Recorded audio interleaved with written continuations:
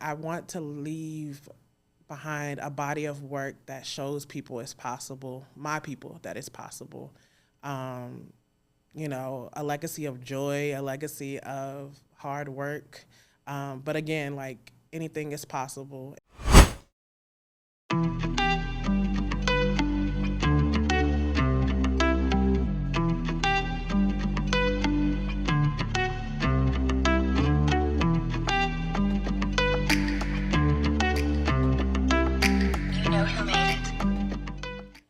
Writers and readers, welcome to Bookmarked Live at Black Writers Weekend. We are at this incredible venue powered by Black Writers Weekend in the Riverside Epicenter. We're thrilled to have Xperience J here as we celebrate and uplift the voices and stories of Black writers. I am Shamiko Reed, and let's get started. So, I know a little bit about you already, but introduce yourself to those writers and readers out there who are not familiar with you and your work. Okay. Do I have to look into the camera? Okay. I'm Xperience J. I'm a multi-hyphenate creative. I do a lot of stuff, basically, is what that means. I am a storyteller, an audio drama producer, creator, sound designer, podcast editor. I wear a lot of hats. I'm from Alexandria, Virginia. I'm also the creator of Black Audio Dramas Exist, where basically I share Black audio dramas and Black audio dramas creatives with the world. Okay, and so how does it feel to be speaking at Black Writers Weekend? I'm excited, you know, anything dealing with us, you know, I love amplifying Black voices, so it's important as a Black writer to be in the spaces with, you know, your people. Okay, so the first question I want to ask you is about your first audio drama, Past Due. Okay. The main character was teaching and pursuing a career as a writer, teaching to pay the bills. How close is that to a reflection of your life? It was my life. Past Due is loosely based because it's a lot that goes on. But it happened. I was actually talking about this morning with my friend. I created it at a time where I was going through an early midlife crisis. I was about to turn 30, and I was like, what am I doing with my life? At the time, I was a dedicated aide for special needs children. And it was a rewarding job, but it was just like, I felt like I was growing bigger than the space. You know, I was outgrowing the space. And so having all this talent and not knowing what to do with it, not knowing how to navigate it, that's what brought it on. So, yeah. Okay, so along those lines, what advice would you give to a writer just getting started on their journey? Just write. I don't have any fancy advice except for just write, and write in your voice. We have so many Issa Raes. We have so many Lena Waifs. We need your voice, your distinct sound and experience. So you talked to us a little bit about starting Black Audio Dramas Exist. What made you pursue that project to highlight and amplify the voices of other Black audio drama creators? It started out in 2017, actually when, like right before I started writing Past Due. I listened to Fruit, actually by Issa Rae with her company, and I heard like a story about like that I could, you know, resonate with. And it wasn't so much about what it was, but who, you know, Black people. And I had heard of audio dramas before, sci-fi. It's a white male-led genre. And I was just like, okay, where's the stories like this, you know? So I was on Reddit, on Google, typing it in, and I didn't know that Black audio dramas existed. And so that's literally where I got the name. And I came across a few other dope people, including Aisha Casey of Deadbeats Inc. And I like that podcast too. Yeah. And I was telling her what I was doing. She was like, girl, I was doing the same thing. And I was like, yo, we should come together and create this thing. And so together we made a database and like an Instagram and a Twitter, and we just it just flourished from there. That's amazing. Like, I've listened to a lot of the stories when you were doing like the third week of the month, just highlighting ones. Like, okay, I'm listening to that this week. And so I used to be at work just listening to new Black audio dramas based on you all's recommendations. So thank you for doing that. You're welcome. I know your company now is called Just Listen, and you started offering voiceover classes last year. How is that going, and what made you decide to offer that service? So when I was getting into audio dramas and voiceovers, actually I star in past due. So that was like, I had done voiceover before, but like commercial and things like that. And so I was like, this is something that I know a lot of people want to get into. So many people reached out to me, even asking to be a part of my project. I had you a part of my project, you know, and so it was just one of those things like, I know other people want to do this and get started in this field. And, you know, they might not be able to afford some of the other services. And so I provide the classes. The classes are going really well. I offer creative courses in general, so not just voiceover, but also like writing for sound or narration or, you know, even like a mock sound design session, teaching you the basics of sound design and things like that so that you can work on your own project. I was forced to do the sound design for my own project and I just had to learn. And it was a great experience, but I wish I had someone who can like, okay, don't do that. It's supposed to be like this and things like that. So that's why I'm here. You know, again, I want to build up my community and my people in my way. Like I always tell people, I'm not a frontliner, but I'm doing the work in the background. Amen to that. Yes. Okay. Doing the work in the background. Yeah. So you mentioned that I have been in one of your shows, and that was Kiss. Right. Kiss and Past Due are two separate genres within the audio drama space. Do you have other stories on your heart to tell, and what made you choose those two genres? I definitely have other stories that I want to tell and will tell in various mediums, including audio dramas. I love horror. And I always thought it would be dope to like have like a black female serial killer. I just think that's really dope, even though, okay, it's not dope in the sense that she kills people, but like just overall, you know what I mean? And then Past Due was just it was more so personal. So that was more of a drama. Of course, it got a little spicy, but it was, you know, calm definitely compared to Kiss. But I just have so many genres on the inside of me. And I feel like sometimes as a black person, we are typecast that we can only do one thing or, you know, oh, stick to this genre and things like that. Like, I remember doing Kiss and so many people reached out to me. It was like, I never heard of a black, like murder mystery almost kind of thing situation going on. I was like, yeah, like I have so many like black sci-fi, black, just different things. I've even created my own little thing that I'm working on with poetry and audio drama. So I just want to test the limits. Like I can do anything I want to. Amen. Listen, okay. You came in here with a sermon on your heart. Didn't even know that. Okay. So what's next for you? And just listen. So I'm not going to put a date on it because every time I put a date on it, I push it back. Been there. But I have a horror called Mortuary, and it's a faceless film, which is a term that I coined to describe what I'm doing next. And so it'll be like an hour and 30-minute long audio drama, like a movie, but you listen to it. And I'm really excited about it. It will have 3D sound and all of those elements. So I just want to make sure it's right before I put it out. It was supposed to be dropping in May, and now I'm looking at September, but don't quote me. We'll see. It'll be out this year, though. This year, though. Okay, so I know you've done some work in sound design, and you talked about having to teach yourself that skill set. For the most part, you're self-taught. What made you decide, I'm just going to do it all myself?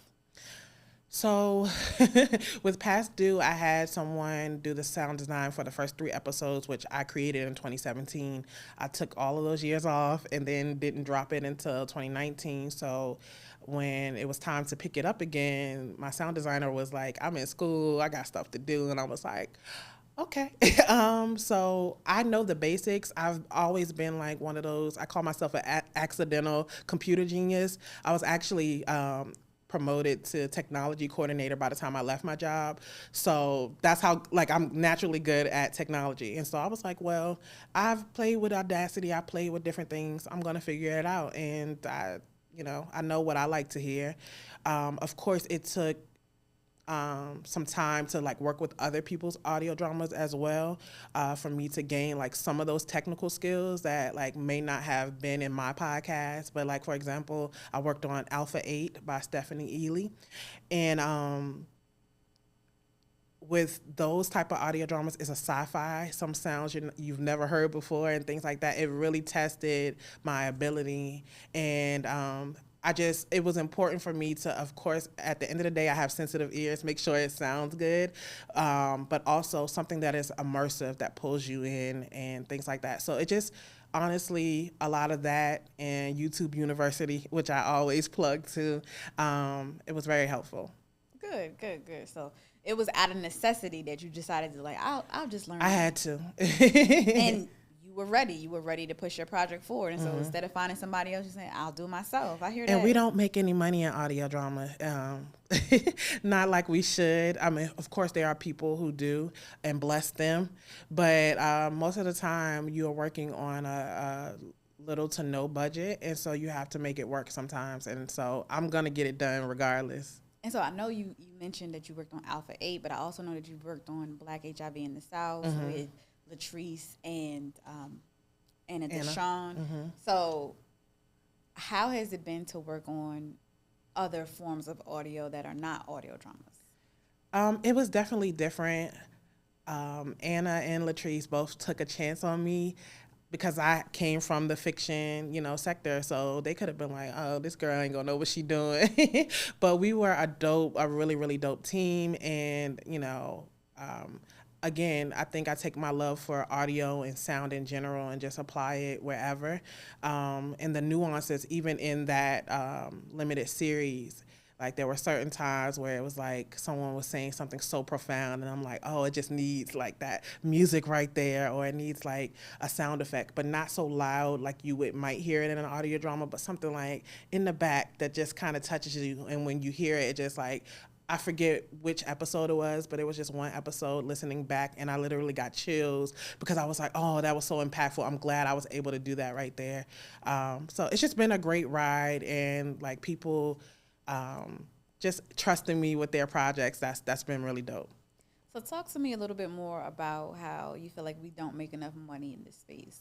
What is there to be done about that, and why do you think that is? Well, although we come from radio, I think people forget that. We lose track of this is our roots, radio and, oral storytelling and things like that. That's our roots. And I feel like podcasting is growing, and audio drama is too, make no mistakes. But I feel like, for example, audiobooks right now is booming, but that's because they've taken elements of audio fiction, of audio dramas, and put it into that. And so it's like, imagine if people actually heard audio dramas with full production and things like that. So I think a lot of it is, I don't want to say people are taking from the genre, but it feels like that a little bit. And then the other part of it is that people don't know about audio dramas enough. So when people say, what is the future of audio dramas? I don't want to talk about the future of audio dramas. I want to talk about the now, because the now is what matters. We need to get more people to listen and enjoy, because I feel like I remember hearing Fruit and it changed my entire life. Like, I left my job in 2021 to pursue this thing full time. That's how impactful hearing an audio drama was for me. And that might not be somebody else's journey, you know what I mean? But if it can impact me in that way, I just imagine what so many people, I've seen like so many TikToks and people just like gushing over audiobooks now that they are becoming more immersive. I'm like, hey, we here. Yeah. Listen to these audio dramas. It'll take you on a ride, you know what I mean? And I know I got off task with the question. You're fine. But I just think that the lack of money is people don't want to push what they don't know. And like a lot of big companies, is this going to sell? There are places like Audible right now who, they are purchasing people's stories, but particularly Black people. I feel like our stories are so like underheard, and that is part of the issue. I feel like if we had more of a platform, again, my reason for creating Black audio dramas exists, and so people can find these stories so that you can seek out these stories, and the companies can seek out these stories and say, hey, that needs to be on Netflix, or that needs to, be on Spotify, or things like that, so that we can get those opportunities, because, we deserve them. I think you're absolutely right. Another thing is just like you had decided to do your own sound design, I think sometimes with us, we get so focused on getting the work out that we don't always have a plan for how to get the money in. And then, if you teach yourself, then you don't have to pay someone else. So I think there's a lot of us out here who are multi-hyphenate because I don't have the budget to pay you, but I can YouTube University and figure it out myself. And so, it's just, I think there's a lot of layers to how the limit on the money right now. Absolutely. Definitely. It's definitely a layered conversation, and it's no one thing. But I feel like at the very least, if it was more highlighted, that would bring forth more opportunities. I love what you said about you don't want to focus on the future, you want to focus on the right now. Because sometimes we get so forward thinking that we forget to work with what's in front of us and what's within our control. Absolutely. And so I want to get back to writing. You said that the main character in Past Due was very loosely based on your life, and she was a writer. What about yourself as a writer has helped propel you in the audio drama space and all the work you do? I think that I don't have a limit on what I'm willing to write. I don't restrict myself in that way. I often finish writing and I can't believe I'm the one who just wrote that. Like, you know what I'm saying? It's very, and I don't even want to get all spiritual, but it's very a divine experience when I'm writing. And so I love that about me. I love that my creativity it has no bounds. And I know oftentimes people feel like locked in their creativity. And I have to remember and remind myself, like, you are the owner of this. It doesn't own you. You own it. And so I always say I do whatever I want. I was about to cuss, but I do whatever I want. And that is the bottom line. And I don't let anybody, stifle that or try to get in the mix of that. So how long have you been writing? Man, I wrote my first series. I was about 7 years old. It was called the Bologna series. My mom kept it, and it was stapled construction paper, and some of them had string or shoestrings through the holes. And it was just a series about a family of lunch meat. I don't know why I did that, but shout out to the moms who keep that type of yes. stuff. For the creatives out there that need to be reminded, no, I've been doing this. Yes, I've been true to this for a long, long time. That's all. Honestly, writing and music is intrinsically, it's not just what I do, it's who I am. In my walk, in my talk, everything is art. Everything is art. Yes. Okay, so what is next for you outside of your faceless drama? Well, I'm in film school right now, and so I have another. How's that going? You did tell me about that. So, yes. Film school is going really, really well. I'm in my third year, so we're closing in, and I want to tell Black stories in every medium. I feel like audio drama will always be sacred to me, and so it's something that I'll likely do for free forever. Oh, but I'm getting money for these movies and things. So we're gonna I feel like I can keep that part to let people know, okay, this is a medium that you can utilize to get to other places. But I also don't want to water down, audio dramas, but I absolutely want to do film and television, and not just writing. I also want to do the sound design. I've gotten the opportunity to do a few commercials, and next is a short film that I'll be working on. And so I'm really excited for that. Again, being a multi-hyphenate and a jack of all trades, you kind of want to jump in. And with school, we got the opportunity to write a feature film. So I just finished it. And now I'm going to work on a second draft. So I'm really excited. It's the first film that I've written from start to finish. So I'm excited about that. That's amazing. Yeah. So to go from the Bologna series to writing your first feature film, that has to feel amazing. Absolutely. And if I wasn't in school, it probably wouldn't have happened at that time. But we had certain classes where it had to be done. And so I loved that. I was pushed to push it out, even if it's not perfect, I have time to go back before it's do we have a final project. So I'm excited to edit and, do all of that, all of the things. Excuse me. So touching on that and you doing your first feature film, what would you say to the version of yourself that felt like, where am I going? The version of you that wrote past due because you were not sure what was next.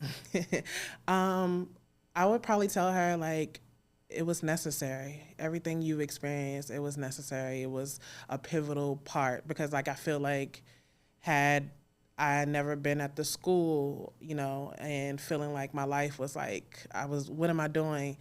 It would have never given me the courage to leave. And then had I not left, I would still be at a job where I'm unhappy and unfulfilled, and I would never be in film school because I would be working from sun up to sundown, you know. And so I would just like, it's necessary, it's worth it. That's what I would tell myself. And it's not even about keep going because I feel like innately that's what I was born to do anyway. I'm gonna roll with the punches, but I would just assure her that it's necessary. Everything you're experiencing is necessary. What is the legacy you want to leave behind as a writer, as a producer, as the multi-hyphenate that you are? Legacy. That's an important word. I want to leave behind a body of work that shows people it's possible, my people, that it's possible. You know, a legacy of joy, a legacy of hard work. But again, like, anything is possible. And I know that it's cliche to a lot of people, but there are times, like, I've had imposter syndrome where I did not see my way out of it. You know, I didn't think it was possible. So just reminding myself, like, even where I was a year ago, like, look where you are now. So I just want to leave that behind. Like, Black stories are powerful. They deserve to be told, and we deserve to be the ones who tell it. And so, yeah. Black stories are powerful. They deserve to be told, and we deserve to be the ones who tell it. I just need to marinate on that for a minute. Because it's so true. It's so true that we do deserve to be able to tell our own stories, and our stories do deserve to be told. And I'm going to add on to that with what you already shared. We do deserve to be paid adequately for telling them. Because... And equally. No, not equally, because sometimes when you do better, you deserve to be paid better. So I'm just going to leave it at adequately. I said equally because, you know, there are some people who don't look like us but get paid more than us for their stories, and it's not like a story that is better. Fair enough. You know? So okay, we deserve to be equity. Yes. Yeah, there you go. just make sure it makes sense. Make sure it makes sense. Absolutely. Because, like you said, there just in your catalog alone, there's a diversity of stories being told, from the ones you've written to the ones you've produced to the ones you've done sound design for. None of them are identical or even really overlap in any way, other than that maybe you are the common denominator on those projects. Right. But there's a depth of stories to be told within our communities by our people, and I love that you are willing to do that work. And I appreciate you for giving me the opportunity to have my first voiceover opportunity, because it is something I've always wanted to do. And I was like, okay, well, I'm trying. And it was a pleasant experience. It wasn't like this is my first time and it was horrible and I did horrible. But, like, you know, you were willing to say, hey, I'm hearing some feedback. Can you go in another room? Is there something in the room with you? And I was like, no, I don't know what it is. And I was finally able to figure it out. Okay, maybe it's the fan on the... We've learned through it, worked through it. You made that a pleasant experience for me. You made me want to continue and do more. And I've had the opportunity to do more. And then I also started taking your class. So thank you. Thank you for the work that you do. Thank you for entrusting me with your craft. You know, that's really, really important. That's another piece to, like, Black audio dramas exist, and even just listen. I want to not only educate, but also give people opportunities, because I know voiceover was something I really wanted to do that I didn't get to do enough of until I started creating my own things to do. And so being able to have people come up to me and like, I really want to get into voiceover. I'm like, do you have a microphone? Can you get one? I got something for you. You know, I want to be able to do that more often. I mean, I hope that you get the opportunity to do that more often, because, like I said, it was a game changer for me, because it was just like, I didn't know to ask, and I didn't know where to go to find out about those opportunities, but I saw that you needed somebody. I was like, well, let me just try. And that worked out. And then the next time somebody needed one, I was like, well, I've done one before. So maybe it just gave me the confidence to try more and to want to take it seriously. Like, I had a similar experience where I was like, oh, I'm going to be miserable if I got to do this forever. And I just didn't know where to go. And I didn't necessarily want to write anything. I like to write for myself, but not necessarily to share. Right. And so it just was like, you could do that. Okay. You can bring life and breathe life into other people's stories. And so, again, that's why I say thank you for what you do, because if you didn't battle the imposter syndrome you were facing, then it wouldn't have opened the doors for other people. It wouldn't have helped, you know, like when you said, I don't know which episode you were talking about either, but I do know when I was listening to Black HIV in the South, I was like, oh, this is really good. And I didn't know that you had done the sound design on that until way later. So that was a phenomenal nonfiction project. Journalistic one of my favorites too. Yeah. One of my favorites, yeah. Because they really did a phenomenal job telling that story, and it was a very brief series, but it was impactful and powerful the way they told it. Absolutely.